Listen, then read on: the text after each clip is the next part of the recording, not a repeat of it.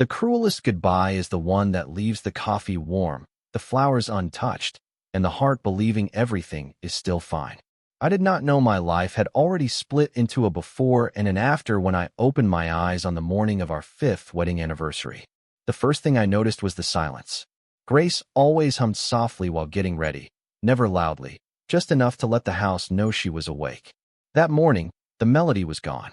I reached across the bed, expecting to find the familiar warmth of her hand. The sheets were cold. I smiled to myself, assuming she had slipped downstairs to surprise me with breakfast. She loved small traditions, even after years of living inside a mansion where every luxury could be delivered with a single phone call. She believed love should still look homemade. I showered, adjusted my charcoal suit, and picked up the velvet box containing the necklace I had spent 3 months designing for her. It was simple, elegant, exactly the kind of piece she once told me meant more than diamonds because it carried intention. As I walked downstairs, the dining room greeted me with an untouched anniversary cake resting beneath a glass cover. Fresh white roses stood beside it, their petals perfect, their fragrance filling the room. 2 candles waited to be lit. 2 wine glasses reflected the morning sunlight pouring through the tall windows. Everything had been prepared, everything except the woman I wanted to share it with. I asked the housekeeper if she had seen my wife. She lowered her eyes and quietly said Grace had left before sunrise. I frowned. That made no sense. Grace never left without telling me where she was going. She always left little notes on the refrigerator, sometimes with nothing more than a smiley face drawn beside my name. I checked the kitchen. Nothing. I checked the living room, the library, the garden where she loved reading on cool mornings. Nothing. Her favorite cardigan was missing from the hallway closet. 1 suitcase had disappeared. My heartbeat slowed in a way that frightened me more than panic ever could. I called her phone. Straight to voicemail. Again. Voicemail. I sent a message asking where she was and reminding her that today was our anniversary. No reply came. The security staff insisted they had seen nothing unusual. The mansion suddenly felt impossibly large, every hallway echoing with the absence of the only person who had ever made it feel like home. I walked back into our bedroom searching for an explanation that had to exist somewhere. Her wedding ring rested neatly beside my watch on the nightstand. Beneath it was a folded note with only 4 words written in her familiar handwriting. I am finally choosing me. My hands refused to move. My mind searched for anger, confusion, denial, anything except the truth quietly settling into my chest. Grace had not been kidnapped. She had not gotten lost. She had walked away from me. And somewhere inside our silent bedroom, hidden where I had never thought to look, waited the one discovery that would make leaving her become the greatest mistake of my life. For several minutes, I stood perfectly still, staring at Grace's note until the ink began to blur beneath my eyes.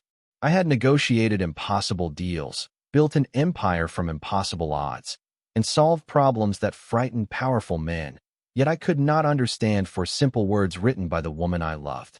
I searched the bedroom again, this time paying attention to details I had ignored for years. Her favorite sweater was gone. The framed photograph from our honeymoon had disappeared from the bookshelf.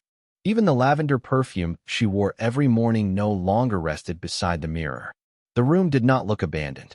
It looked carefully finished, as though she had quietly packed away every piece of herself while I had been too busy believing tomorrow would always come. I opened her closet hoping to find something that would tell me where she had gone. Most of her dresses were still hanging neatly, but the small travel bag she used for weekend trips was missing. My chest tightened. Grace had never cared about expensive things. She only packed what she truly needed. I walked into the bathroom, splashed cold water across my face, and tried to think like the man everyone else believed I was. Calm, precise, unshakable. As I reached for a clean towel, my hand brushed against the top drawer of the vanity.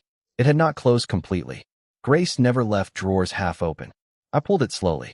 Inside lay a tiny gift box wrapped in pale blue paper with a white ribbon that had never been untied. My name was written across the top in her elegant handwriting. My fingers trembled as I lifted the lid. Nestled inside soft tissue paper rested a pregnancy test showing 2 unmistakable pink lines. Beneath it was a folded card decorated with a tiny hand-drawn heart. Happy anniversary, Dad. I forgot how to breathe. The room spun quietly around me, as every conversation from the past few months returned with unbearable clarity. The mornings, she looked exhausted. The doctor appointments she insisted were routine. The hopeful smiles that faded whenever I answered another business call instead of looking into her eyes. She had tried to tell me, again and again.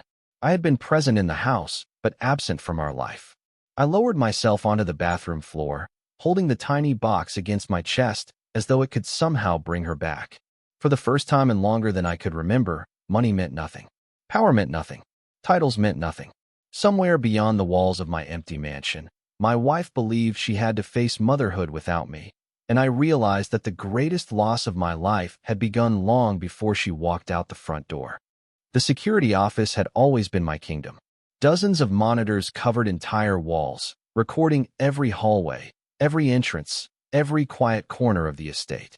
I had installed them because I believed control could prevent loss. That afternoon, they became witnesses to the moment I lost everything anyway. I rewound the footage until the timestamp read 5:17 in the morning. There she was.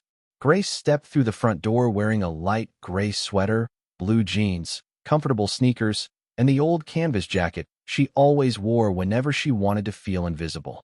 One small suitcase rolled quietly behind her. She paused on the front steps and looked back at the mansion.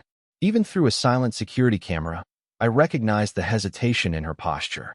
Part of her had been waiting for me to stop her. I never came. At that exact moment, I had been asleep upstairs, dreaming about a celebration that would never happen.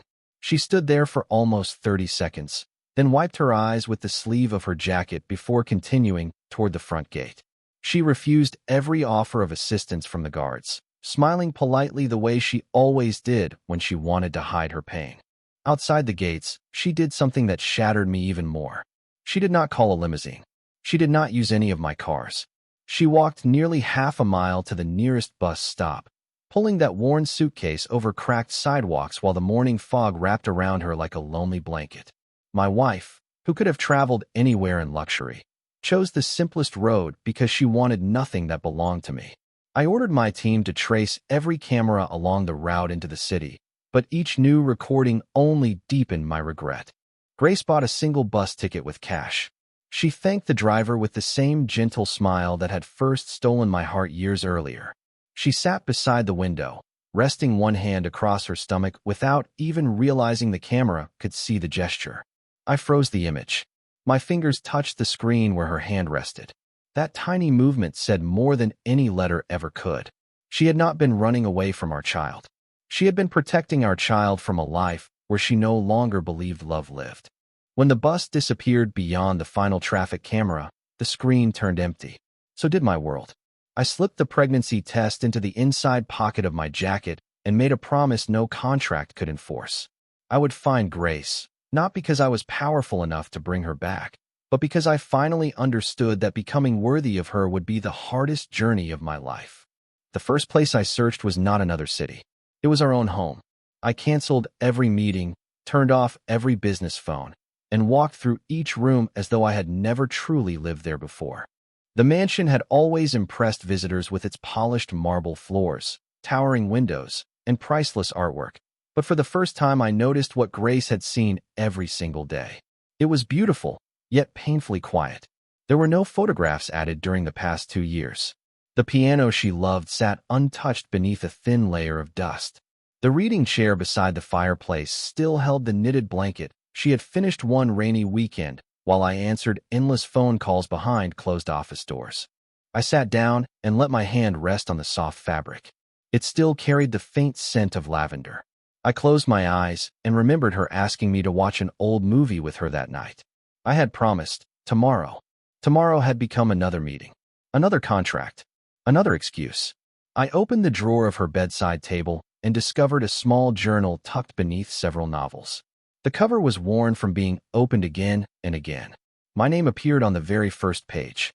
My heartbeat slowed as I began to read. She had never written angry words. She had written hopeful ones. Every entry sounded like a conversation she had wished we could have shared. She described waiting for breakfast together while my schedule changed at the last minute. She wrote about decorating the house for Christmas before quietly taking everything down by herself because I had been delayed again. She even described hearing a baby's laughter in a grocery store and wondering what our own child might sound like someday. Page after page revealed the same heartbreaking pattern. She never complained that I worked hard. She only wished I would come home long enough to notice that she was still waiting. Then I reached an entry dated 3 weeks before our anniversary. My hands began to shake before I had finished the first sentence. She wrote that she had discovered she was pregnant. She had planned dozens of ways to tell me. A candlelight dinner, a handwritten letter, a tiny pair of baby shoes wrapped inside a gift box. Each plan ended the same way. Another emergency meeting, another canceled evening, another promise to celebrate later. The final line on the page broke something inside me. It read, "I hope our baby never mistakes being provided for as being loved." I closed the journal and pressed it against my chest. That single sentence weighed more than every responsibility I had ever carried. Grace had not left because she stopped loving me. She had left because she no longer believed I knew how to love the family we had almost become. The next morning, I left the mansion carrying only a small duffel bag, Grace's journal, and the little gift box that had changed my life forever. For the first time in years, I traveled without a convoy, without assistance arranging every minute of my schedule, and without expecting the world to move aside for me. Every mile reminded me how little I actually knew about the woman I had married. I stopped at the coffee shop where she used to buy cinnamon rolls on Saturday mornings. The young cashier smiled sadly when she recognized me. She remembered Grace by name. She remembered exactly how she laughed whenever the cinnamon sugar covered her fingertips. I had never known she came there every weekend. At the neighborhood bookstore, an elderly owner told me Grace spent hours reading parenting books even before she became pregnant because she wanted to be the kind of mother who always listened. At a nearby flower shop, another familiar face recalled how she never bought expensive roses. She preferred wildflowers because, as she once said, imperfect things often lasted longer. Everywhere I went, strangers carried pieces of my wife's story that I had somehow missed while living beside her. The realization humbled me more than any failure I had ever experienced. Days turned into weeks as I followed every small clue across towns, train stations, family diners, quiet churches, and roadside motels. Every evening, I opened her journal before sleeping, reading another page that reminded me what kind of man I wanted to become. One rainy afternoon, I visited the family doctor Grace had trusted for years. Privacy laws prevented the physician from sharing personal information, and I respected that without argument. Before I left, the doctor looked at me with gentle eyes and quietly said something that required no details to understand. If you find your wife, do not begin by explaining yourself. Begin by listening. Those words stayed with me long after I walked back into the ring. I realized that my search was no longer about convincing Grace to return. It was about becoming the husband she had needed long before she packed that single suitcase. As I climbed into my car, I unfolded the anniversary card again and traced the handwritten word Dad with my thumb. Somewhere beyond the horizon, Grace was building a peaceful life, one careful step at a time. I could only hope that when our paths finally crossed again, she would see not the man who had failed her, but the man who had learned that love is measured by presence, not promises. 3 weeks after leaving the mansion, I stopped searching for shortcuts and started paying attention to ordinary moments. Every small town had its own rhythm, its own morning light, its own people who still smiled at strangers. Grace had always loved places where no one hurried through conversations, and for the first time I understood why. One afternoon, I pulled into a quiet lakeside town after noticing a handmade sign for a family health clinic. I had no logical reason to stop. Something simply told me to walk inside. The waiting room smelled of fresh coffee and clean linen. Children's drawings covered one wall, each one framed with care instead of expensive decorations. A young receptionist welcomed me with a warm smile and asked whether I needed an appointment. Before I could answer, I noticed a familiar knitted baby blanket folded neatly across a nearby chair. My heartbeat stumbled. I had seen Grace making that exact pattern during long winter evenings while we watched old movies together. She always laughed whenever she made a small mistake in the stitching, saying perfection belonged in museums, not families. I asked the receptionist where the blanket had come from. She smiled and explained that one of the expectant mothers had donated several handmade blankets for babies whose parents could not afford them. She did not mention any names, and I did not ask her to. I simply thanked her and stepped back outside. As I stood beneath the afternoon sun, my phone rang. It was the family physician I had visited days earlier. The doctor still respected Grace's privacy and revealed nothing personal. Yet one gentle sentence changed everything. "Take care of yourself," the doctor said softly. "Your child deserves a healthy father when the time comes." The call ended before I could reply. I sat alone on a weathered wooden bench overlooking the lake, holding the tiny anniversary card between my fingers while a cool breeze rippled across the water. For months, I had believed my search was about finding Grace. In that quiet moment, I finally understood it was also about finding the version of myself she had believed could exist all along. I folded the card carefully, slipped it back beside the little gift box, and whispered a promise only the wind could hear. Wherever Grace was, I would not arrive demanding another chance. I would arrive as a man who had finally learned that the greatest gift a husband can give his wife and child is not wealth, protection, or influence. It is showing up, listening with his whole heart, and never making them wonder whether they matter.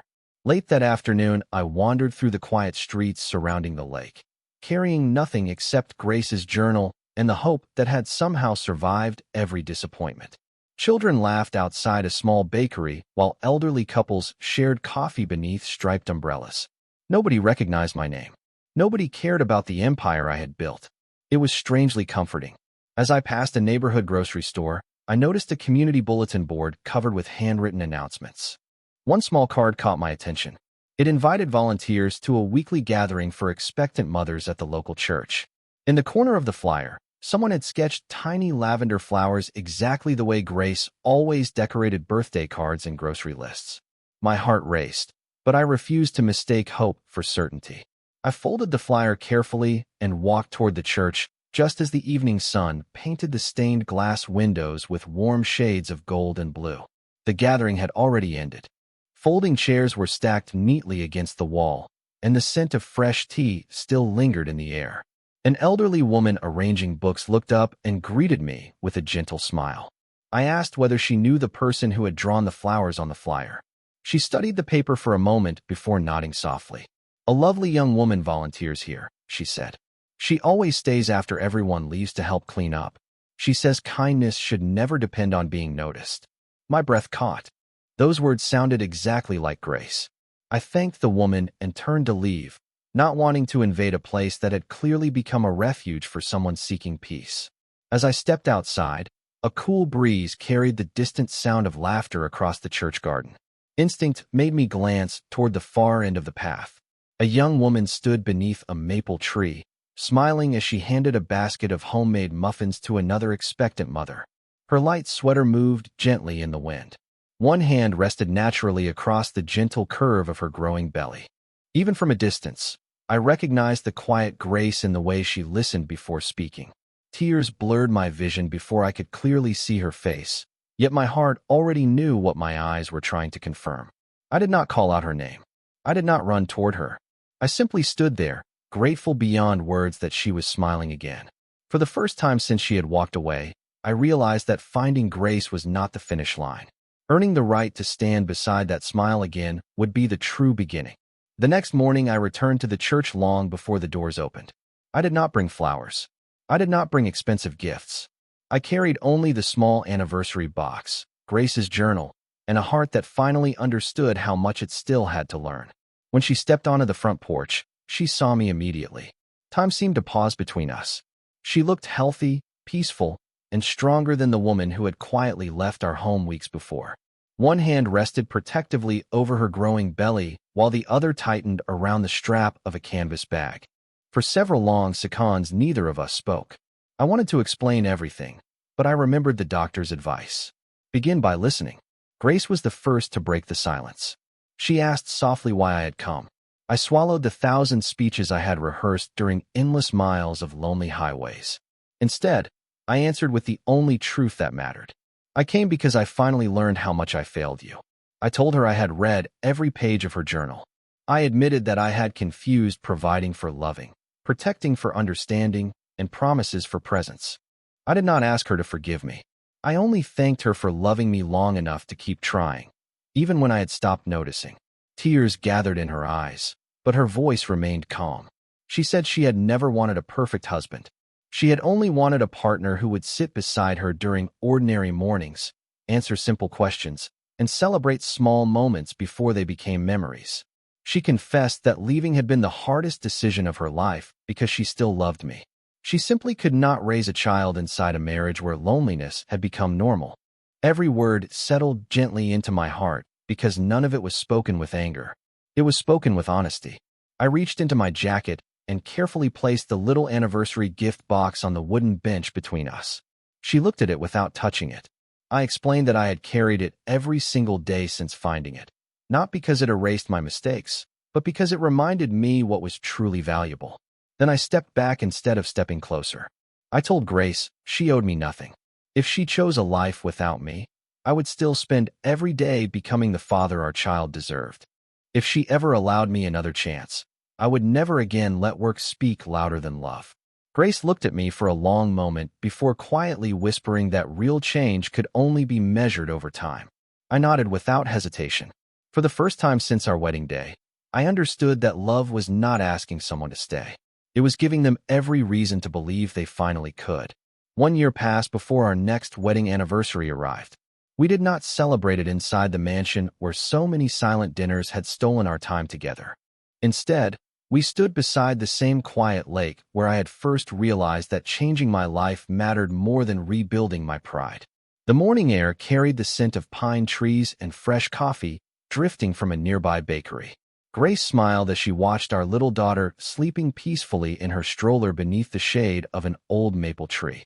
The tiny fingers wrapped around a knitted blanket that Grace had finished only weeks before she was born.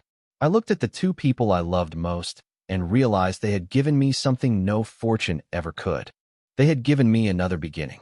Life had become beautifully ordinary. I learned how to prepare breakfast without checking my phone every few minutes. I attended every doctor appointment, every parenting class, and every quiet evening walk around the neighborhood. I no longer measured success by contracts or headlines. I measured it by bedtime stories, shared laughter, and the simple question Grace asked every evening when we cleared the dinner table together. How was your day? It was a question I had once been too busy to answer. Now it had become my favorite conversation. Before the sun climbed higher, I handed Grace a small wooden box tied with a simple white ribbon. She opened it slowly. Inside rested the tiny anniversary card she had written so many months before, carefully preserved beside the pregnancy test that had forever changed my life. Beneath them lay a new photograph. It showed the three of us sitting on a picnic blanket by the lake, smiling without pretending, holding one another without fear of tomorrow. Grace covered her mouth as tears quietly filled her eyes. I reached for her hand and told her that I never wanted to erase the painful chapters of our story because they had taught me the difference between possessing a family and truly cherishing one. She rested her head against my shoulder and whispered that forgiveness had not happened in one conversation. It had grown through hundreds of ordinary days when my actions finally matched my promises. I kissed the top of our daughter's head and watched the sunlight dance across the water.